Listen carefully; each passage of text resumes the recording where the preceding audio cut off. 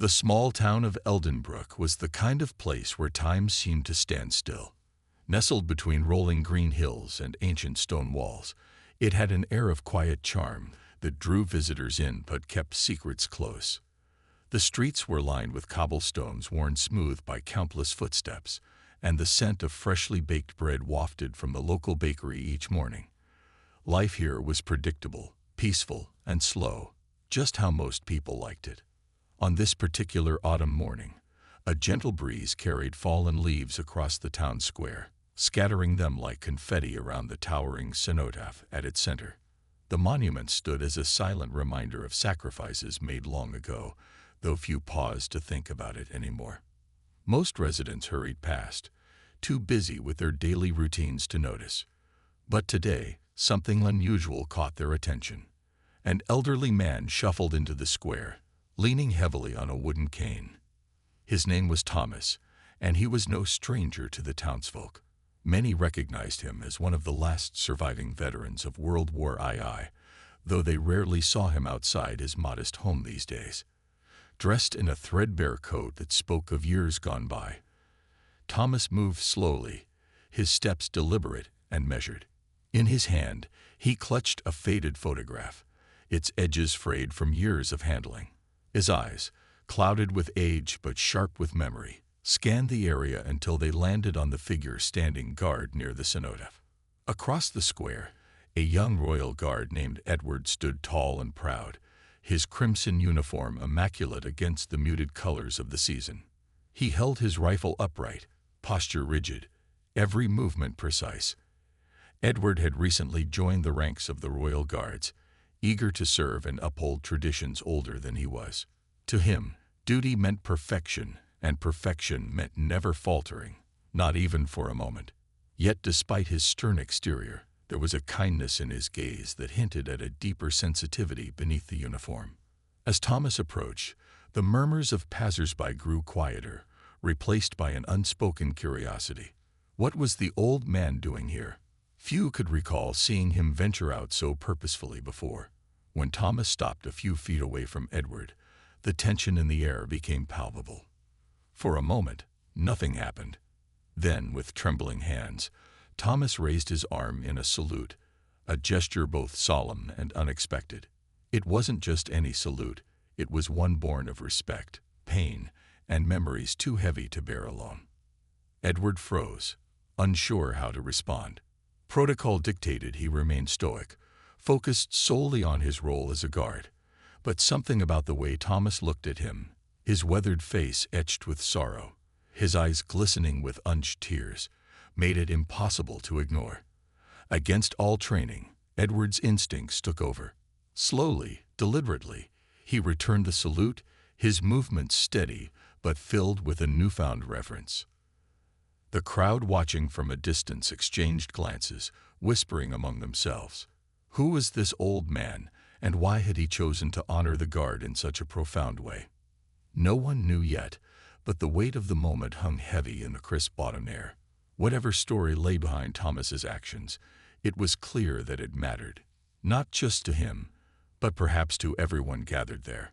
And as the two men locked eyes, worlds apart in age and experience, it felt as though the entire square was holding its breath, waiting to see what would happen next. The days following the veterans' gathering were a whirlwind of discovery for Edward. Inspired by the stories he'd heard and the artifacts he'd seen, he felt an insatiable need to dig deeper into his own family history. His curiosity wasn't just about satisfying personal questions. It was about piecing together the puzzle of who his grandfather had been, beyond the heroic act that defined him in Thomas's memory. Edward wanted to know the man behind the uniform, the son, the brother, the friend. On a quiet afternoon, Edward returned to his childhood home, a modest house nestled on the outskirts of Eldenbrook. The attic had always been off-limits when he was younger, a mysterious space filled with dusty boxes and forgotten treasures. Now it beckoned to him like a vault waiting to be opened.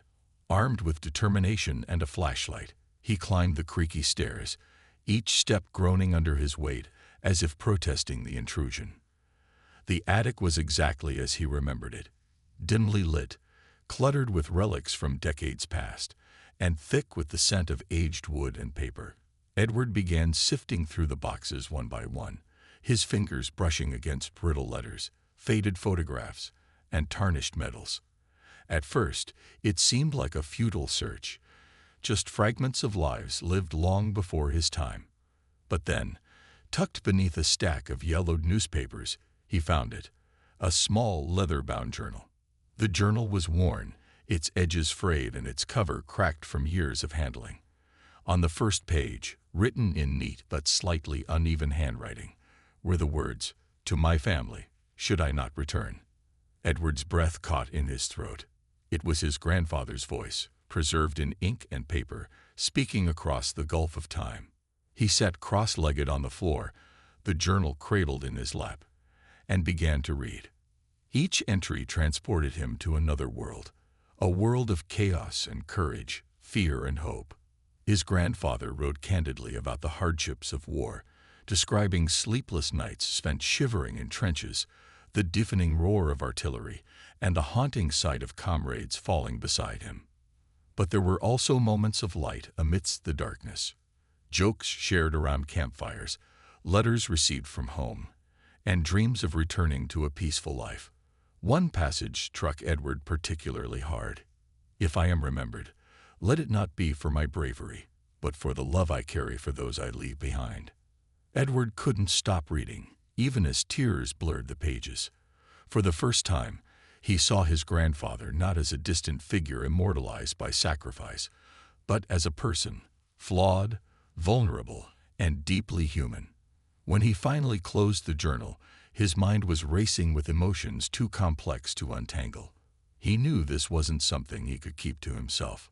Later that evening, Edward visited Thomas, bringing the journal with him.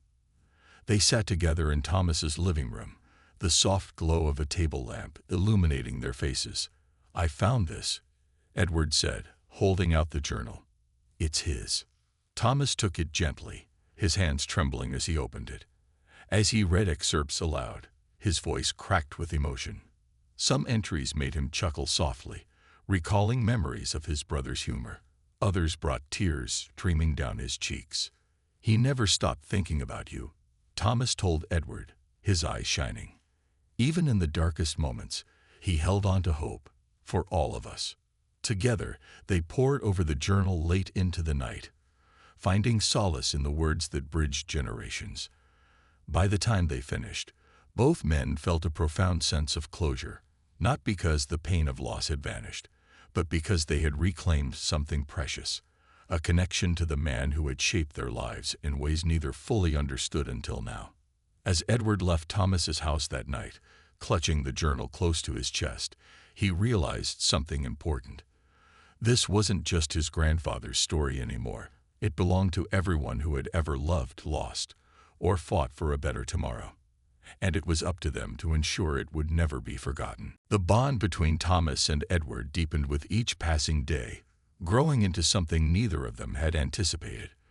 What began as a chance encounter in the town square blossomed into a partnership fueled by shared purpose and mutual respect. Inspired by the stories they had uncovered, and the emotions stirred in the hearts of those who heard them, they decided to take action. Together, they resolved to create a space where veterans like Thomas could share their experiences, ensuring that sacrifices made long ago would not fade into obscurity. Edward suggested hosting an event at the local Veterans Hall, a modest building tucked away on the edge of town. It was rarely used these days, its walls lined with dusty photographs and forgotten memorabilia.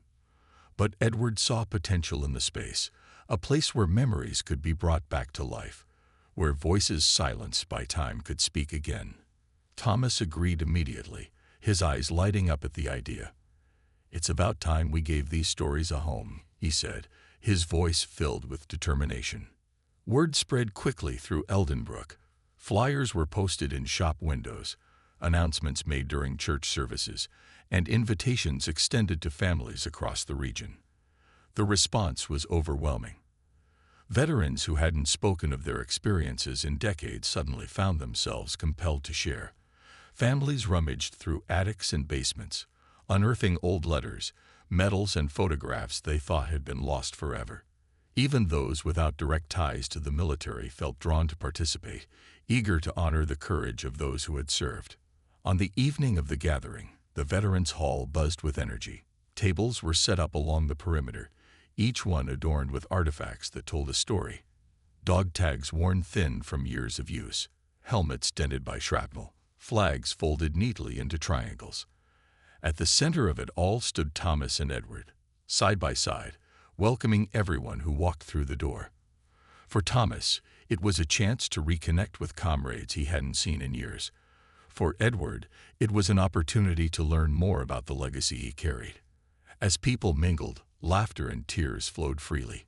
One veteran, a wiry man with a gravelly voice, recounted tales of camaraderie and hardship, his words painting vivid pictures of life on the front lines. Another, a woman whose service predated many in the room, spoke of breaking barriers as one of the first female officers in her unit. Each story added another layer to the tapestry of sacrifice and resilience that defined their generation.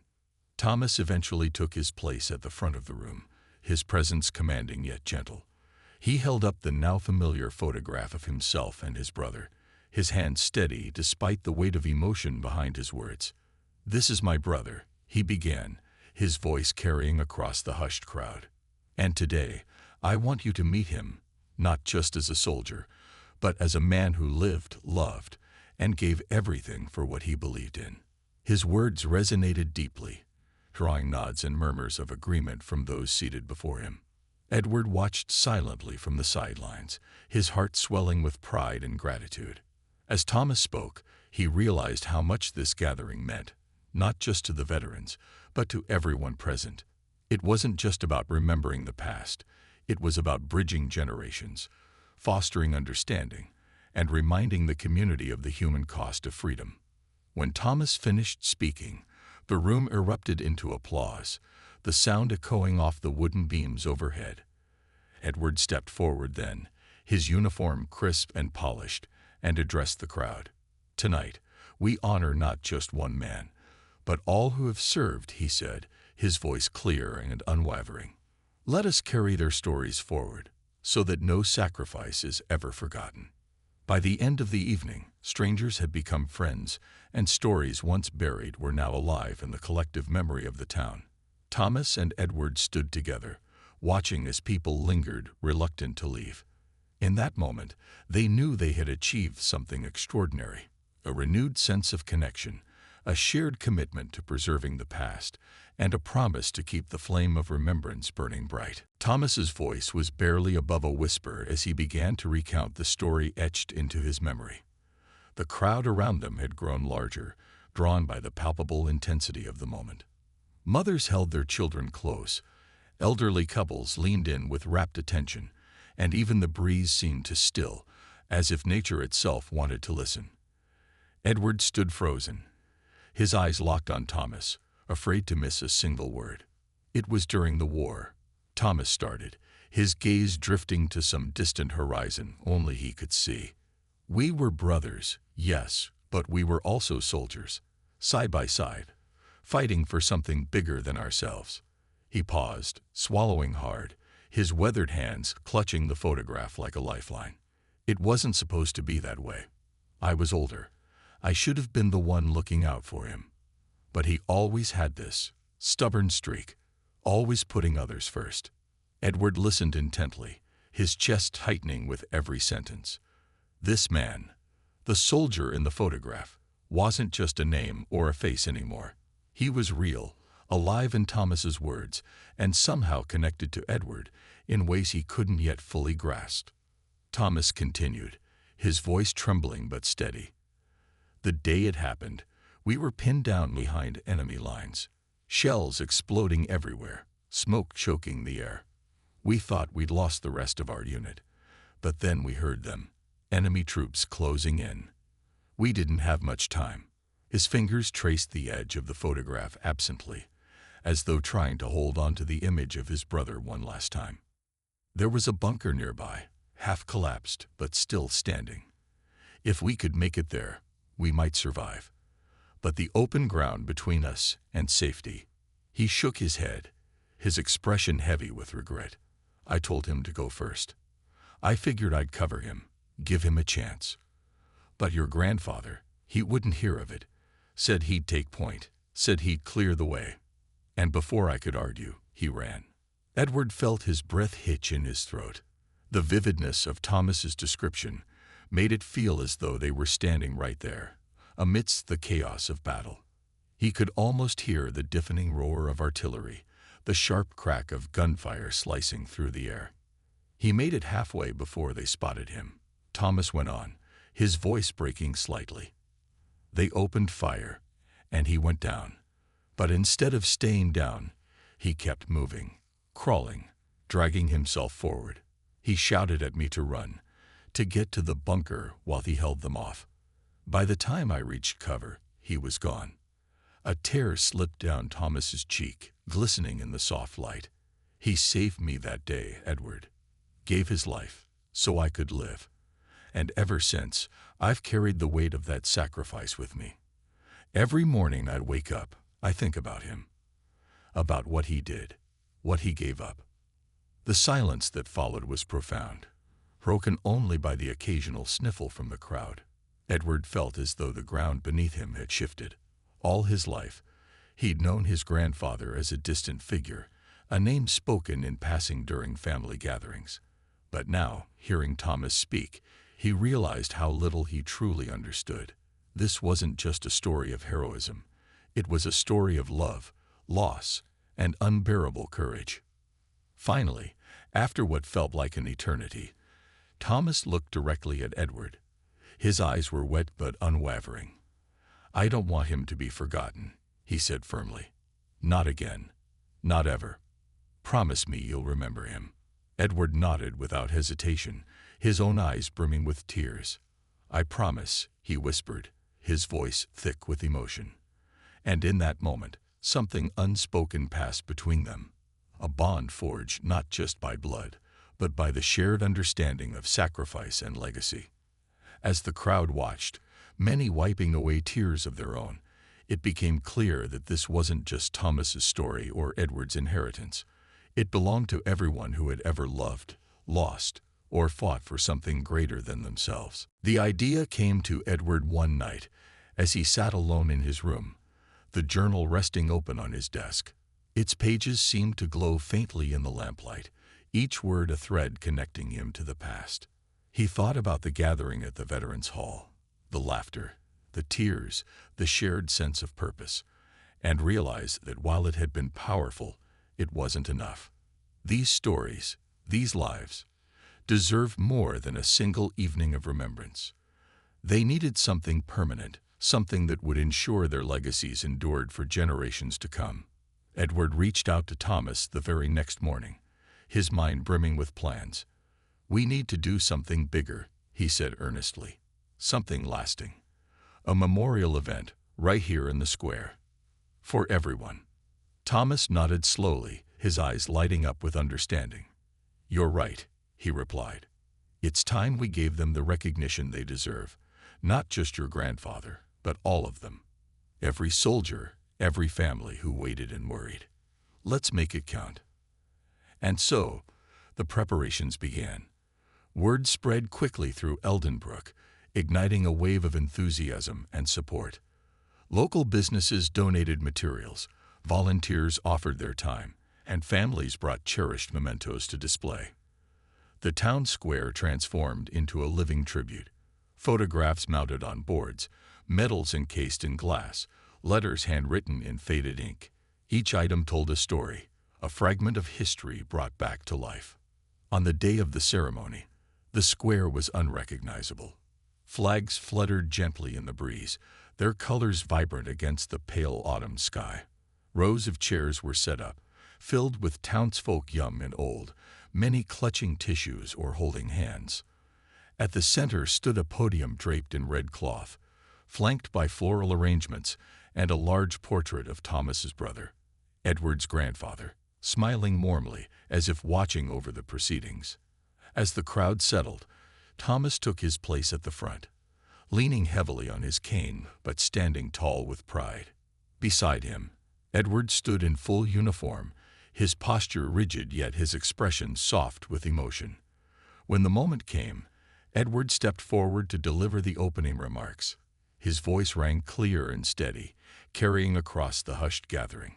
Today, we honor not only those who served, but also those who loved them, who waited for them, and who carried their memories forward, he began. These are not just names etched in stone. They are fathers, mothers, sons, daughters, brothers, and sisters. They are us.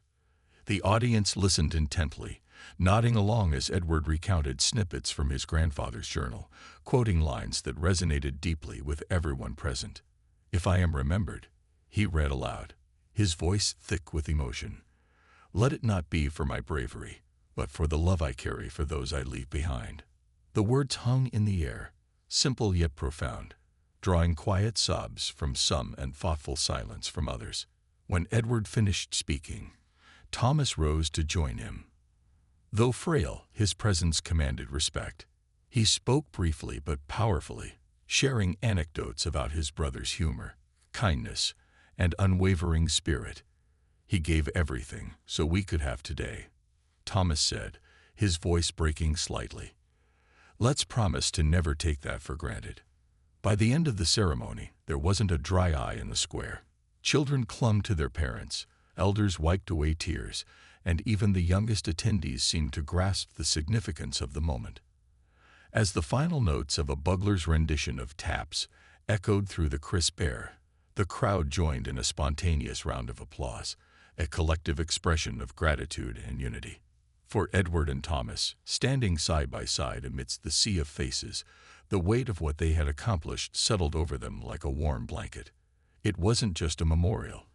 It was a testament to the enduring power of memory, a reminder that no sacrifice is too small to be honored. And as the sun dipped below the horizon, casting a golden glow over the square, they knew they had done their part to keep the flame of remembrance burning bright. For now, and for always. The weight of Thomas's story hung heavy in the air, wrapping itself around everyone present like an invisible shroud. The crowd, once merely curious onlookers, now felt deeply connected to the moment unfolding before them. Mothers clutched their children tighter, elderly men nodded solemnly, and even the young ones, those too small to fully understand, seemed to sense the gravity of what they had just heard. Edward, still holding the photograph, stared at it as if trying to will the image to life, to see his grandfather not as a distant memory, but as a living, breathing man.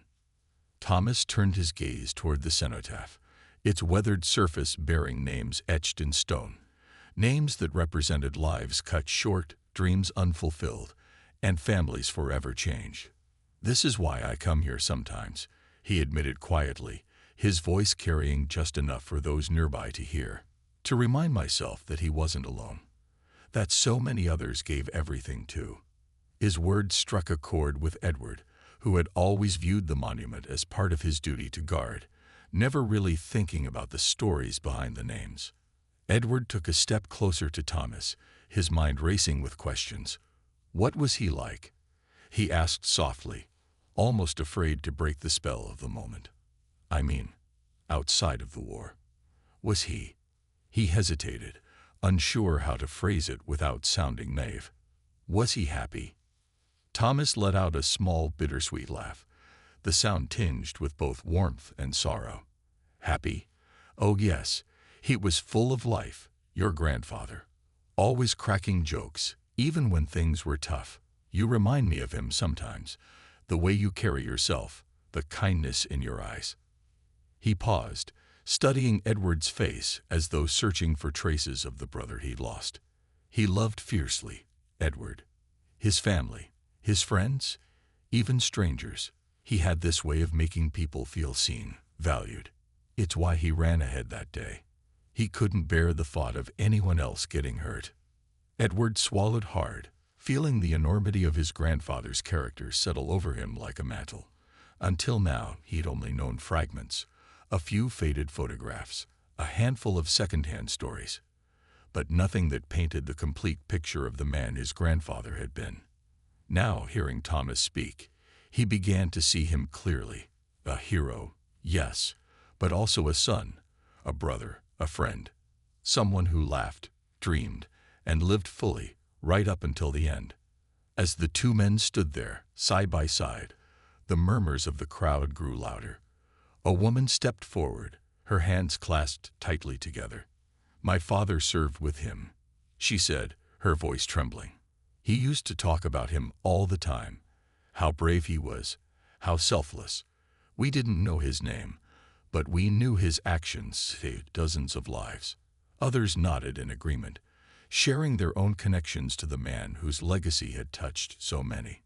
Edward felt overwhelmed, not by sadness, but by a profound sense of belonging.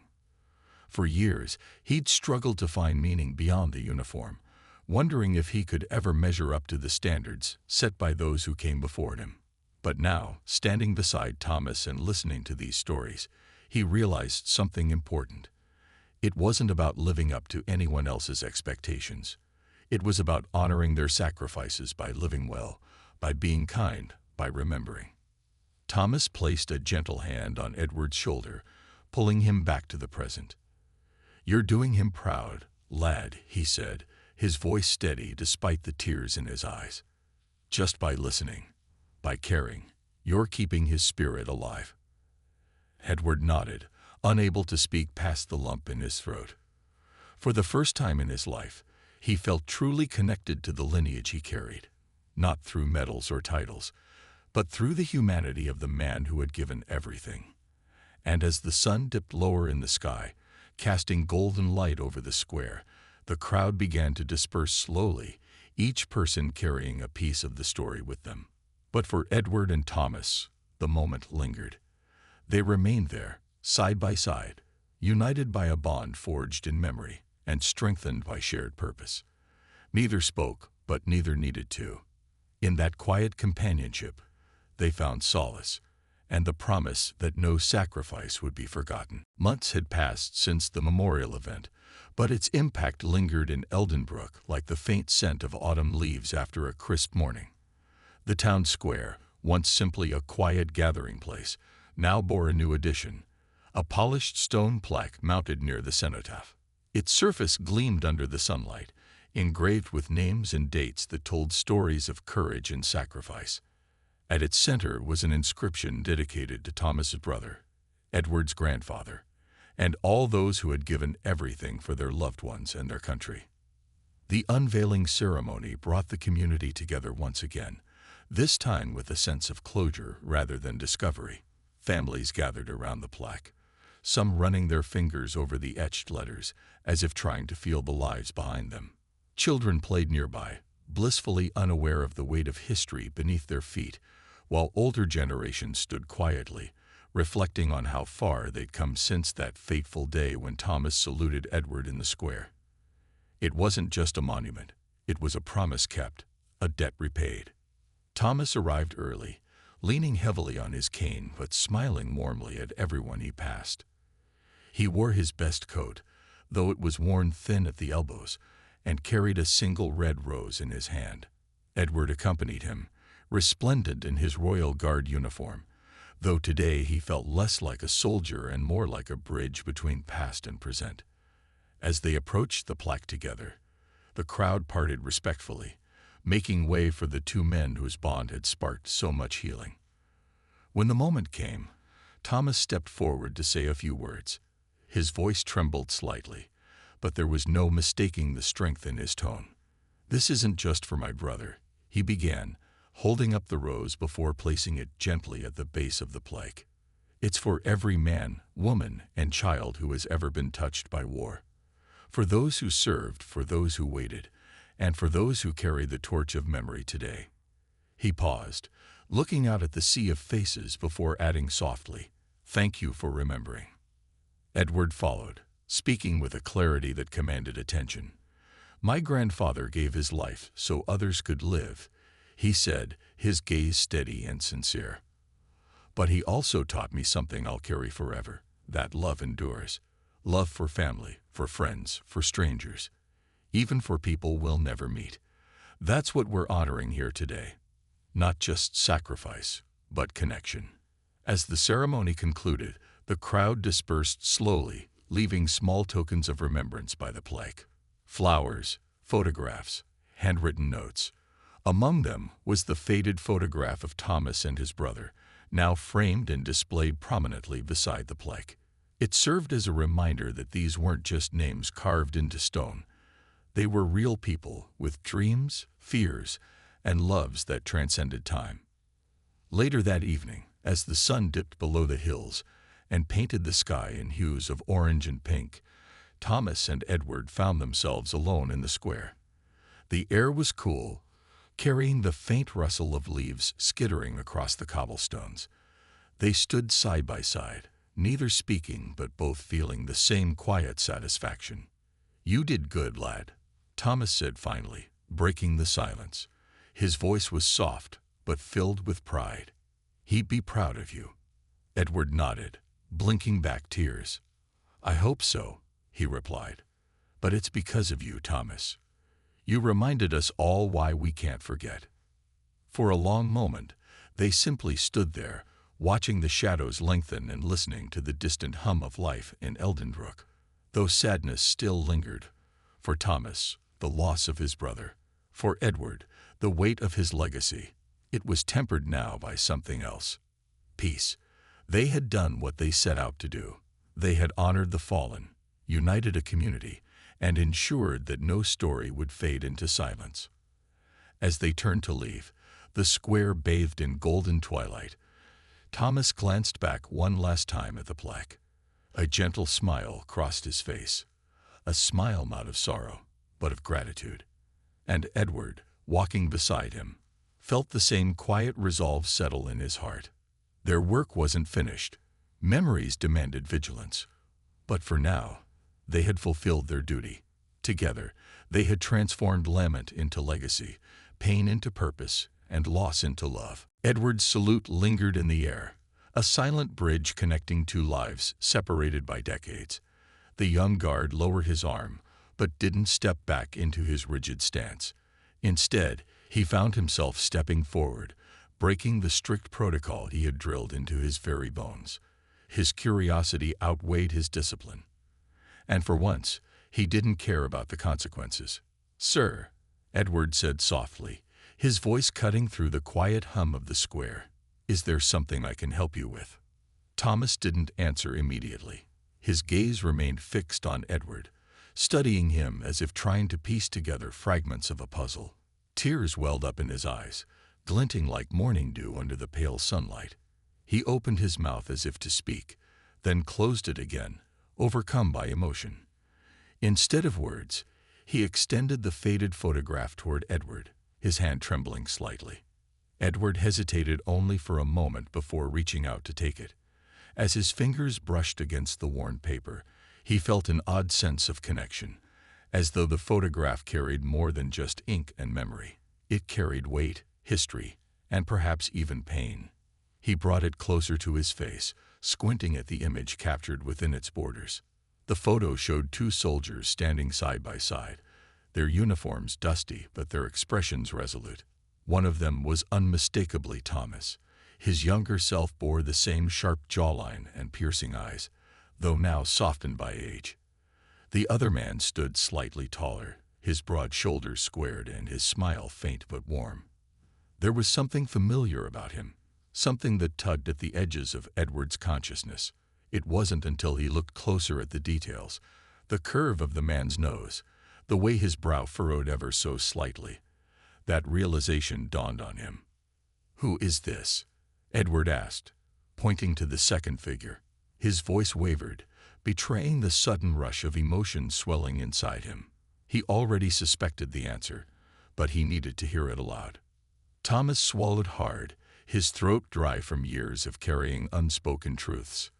When he finally spoke, his voice cracked like brittle wood. "That was my brother." He paused, drawing in a shaky breath. "And your grandfather." The words hit Edward like a thunderclap. He staggered backward half a step, his mind racing to process what he'd just heard. His grandfather, the man who had died long before Edward was born, leaving behind little more than vague stories told by his father. This was impossible, And yet, staring at the photograph, it felt undeniable. The resemblance was uncanny. The same high cheekbones, the same determined set of the jaw. Edward felt as though he were looking into a mirror that reflected not just his own features, but generations past. For a moment, neither man spoke. The crowd around them seemed to fade into the background, their whispers melting into silence. All that remained was the shared space between these two souls, one old and burdened by memory, the other young and grappling with discovery. Edward's thoughts swirled like autumn leaves caught in a gust of wind. How could he have gone his entire life without knowing this? Why had no one ever shown him this photograph or told him the full story? Finally, Edward managed to find his voice. "You knew him?" he asked, his tone tinged with both awe and disbelief. Thomas nodded slowly, his eyes glistening. "I did. He was my brother, my best friend." And his voice trailed off, choked by the weight of memories too painful to articulate. He took a deep breath, steadying himself. "He saved my life, you know, in the war. And he gave everything for it." Edward's heart clenched at the raw emotion in Thomas's voice. He wanted to ask more, to demand every detail, but he sensed that pressing too hard might shatter the fragile trust forming between them. Instead, he simply held the photograph tighter, feeling its edges dig into his palm as if anchoring him to the moment. Around them, the townsfolk watched in stunned silence, sensing that something monumental was unfolding. Some whispered prayers, others wiped away tears. Whatever they had expected when they saw the elderly man salute the guard, it wasn't this. A revelation that tied the past to the present in ways none of them could have imagined. As the seconds stretched into minutes, Edward realized this encounter was about more than just family ties. It was about legacy, sacrifice, and the invisible threads that connected people across time. Looking at Thomas, he understood that the man before him wasn't just a stranger. He was a keeper of stories, a witness to history, and Edward couldn't let those stories slip away. Not now, not ever.